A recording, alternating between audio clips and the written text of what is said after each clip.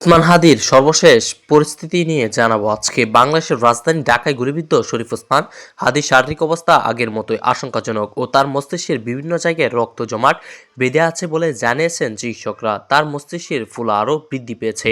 এদিকে শুটাররাও ফয়সাল করিমের সাথে পালিয়েছে ইন্ডিয়ায়। এদিকে মিস্টার হাদির চিকিৎসক তার জন্য তার পারিবারিক পক্ষ থেকে বিদেশে নেওয়ার আগ্রহের কথা জানিয়েছে তার পরিবার।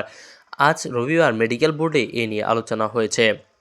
বিদেশে নেওয়ার সিদ্ধান্ত নিয়ে পরিবার ও মেডিকেল বোর্ড দেখবে সেটি ফিজিবল কিনা, এটি আমরা তার পরিবারের উপর ছেড়ে দিয়েছি। এবারকেশন হাসপাতালের সামনে প্রেস ব্রিফিংয়ে বলেছেন চিকিৎসক মোহাম্মদ আব্দুল আহাদ। তিনি ওসমান হাদির চিকিৎসার বোর্ডের সদস্য ও ঢাকা মেডিকেল কলেজ হাসপাতালের নিউরো সার্জারি বিভাগের রেসিডেন্ট চিকিৎসক। অন্যদিকে পুলিশ জানিয়েছে যে মোটর বাইকের এসে দুর্বৃত্তরা মিস্টার হাদিকে গুলি করেছিল, সেই মোটরসাইকেলে প্রকৃত মালিক আব্দুল হান্নানকে আটকের পর ঘটনার সাথে তার সংশ্লিষ্টরা আছে কিনা তা খতিয়ে দেখবে। এদিকে ফয়সাল করিম সহ আরও 3জন শুটার পালিয়েছে ইন্ডিয়ায়।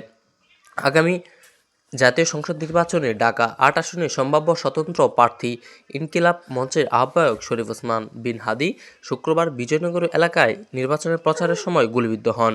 এরপর তাকে ঢাকা মেডিকেল কলেজ হাসপাতালে চিকিৎসা দেওয়ার পর এখন বেসরকারি এবারকেশন হাসপাতালেও রেখে চিকিৎসা হয়। তারপর সিঙ্গাপুরে পাঠান তার পরিবারের সিদ্ধান্তেই। বাংলাদেশে 2024 সালে আগস্টের রাজনৈতিক পট পরিবর্তনের পর নিজের বক্তব্য আর কর্মকাণ্ডের মাধ্যমে আলোচনা সমালোচনা এসে পরিচিত হয়ে উঠেছিলেন শরীফ ওসমান হাদি। গুলিবিদ্ধ হওয়ার পরপরই তাকে ঢাকা মেডিকেল কলেজ হাসপাতালে নেওয়ার পর সেখানে তার মস্তিষ্কে একটি অপারেশন করা হয়।